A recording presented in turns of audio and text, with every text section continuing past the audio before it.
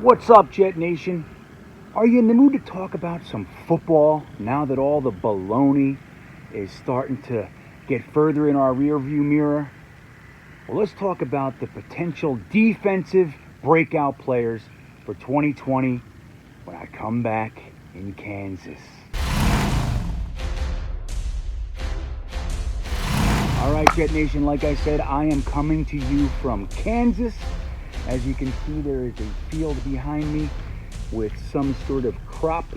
It may be soybeans, it might be something else. I don't know what it is. But that's what's going on out here in Kansas. And I'm starting to come down from all the talking about our former safety. And quite frankly, I'm all talked out. So I'm in the mood to talk about some football. Training camp is starting.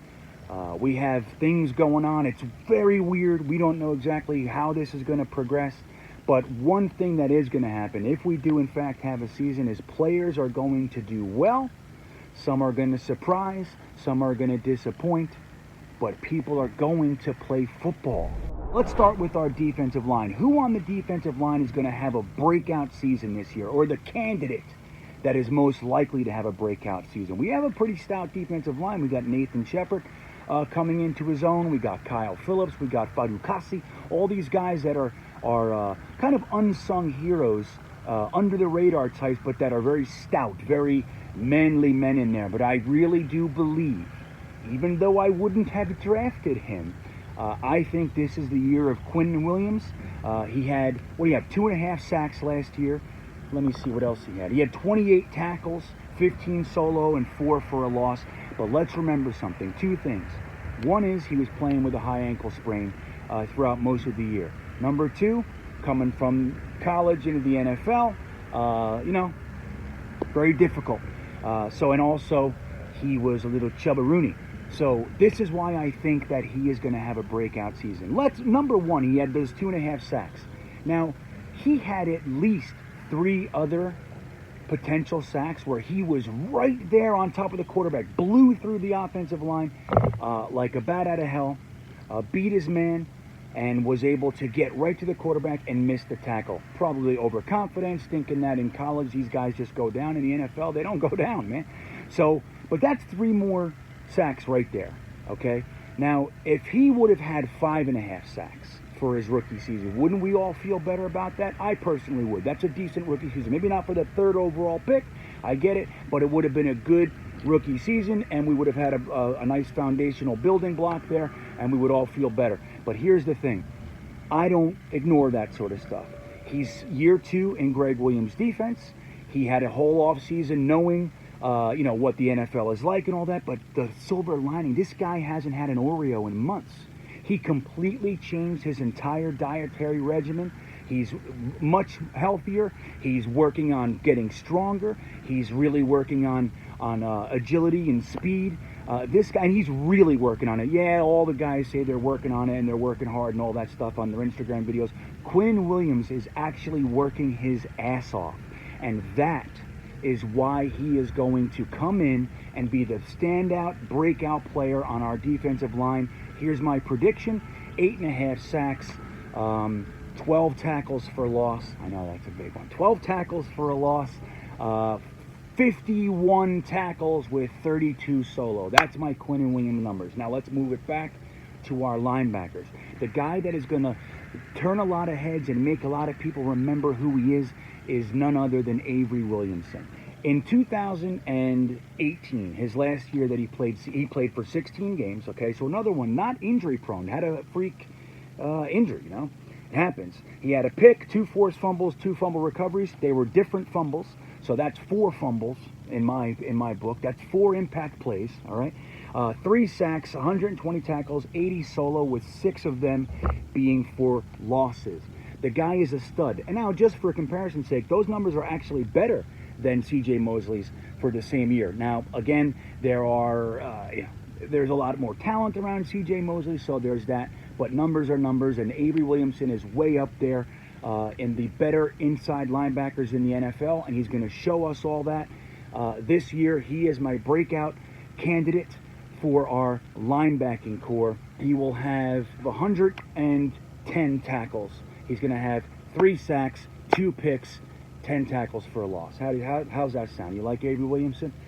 That's what's going to go on in the middle. Now, edge rusher. Oh, I wanted to tell you, too, I'm not using rookies for this, if you didn't already pick that up. But I don't want to use the rookies because, number one, I'm really overly excited about them. I feel really good about a lot of rookies. It's kind of how I roll. But number two, a rookie having a breakout season, it's just, I don't know. I just don't want to use the rookies. How's that? So, our edge. Who is going to be our edge rusher this year? Who's going to be the breakout candidate for edge? And here's what I got for you. No one. Jordan Jenkins may have a Jordan Jenkins type year. He'll have 7 sacks. His sacks aren't really game changing. He's not rushing in there on 3rd and 4 and getting the big sack. He gets those coverage sacks, which is good because he's persistent, doesn't give up on the play. But Jordan Jenkins is just a solid player. Love having him. Hope we re-sign him. But I don't see him as a breakout candidate. I do see some of the rookies. I'm going to just sneak a little rookie thing. I think Zuniga is much, much better than people are thinking he is. I watched a lot of his tape in college. I watched whole games and everything, and I love him. But I'll leave the rookie side. That's right. But there's not really going to be a breakout candidate, and what that's going to do is give Joe Douglas fuel to use our first of our 2 first-round picks next year to take the dominant edge rusher coming out of the no college season in 2021. That's what's going to happen. We're going to get our edge rusher next year. So let's move it back to the cornerbacks. Who is going to have a breakout season? We signed Pierre Desir. We have Arthur Marlette. We have Quincy Wilson, who we traded the 6th-round pick. Still should have taken Kenny Willekes in my book. I know I keep saying it. I'm really sorry. But we traded with the Colts. We gave them that 6th-round pick that we got Hairston with earlier.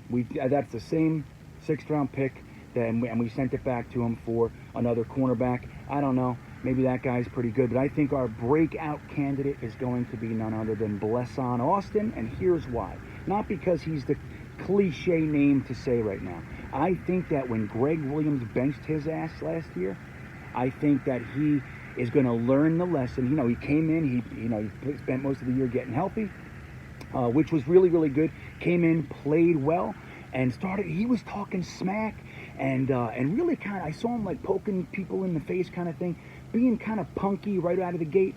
Made a couple mistakes, and Gregg Williams basically sat him down and said, not today, not on my defense. And I think Blesson Austin is going to learn a lot from that. I think it's going to be the best thing that ever happened to him. And he's going to come in and show us why he is a legitimate NFL outside cornerback. I don't think he's Revis or anything like that, but I think he's going to have a very solid year. He will have, 18 passes defense. I know. 4 picks, 1 return for a touchdown. How's that, Greg? You like that? You like Blesson Austin? Now, what about safety? We got rid of 1, and we got another. So who's going to be our breakout candidate? Is it going to be Ashton Davis? I can't say him because he's a rookie. It's not going to be him anyway, so don't worry about it. But I think Marcus Maye is going to show us exactly why he deserves to be re-signed.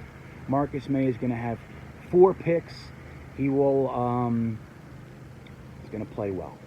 All right, that's what I think. I think Marcus Maye is going to have an excellent year, and he's going to show us why he should be the guy that we re-signed. He's the one that's going to get the second contract out of that draft class. He's the only one left anyway, but he's going to get his second contract, and Marcus Maye is going to be the breakout candidate in our safety group.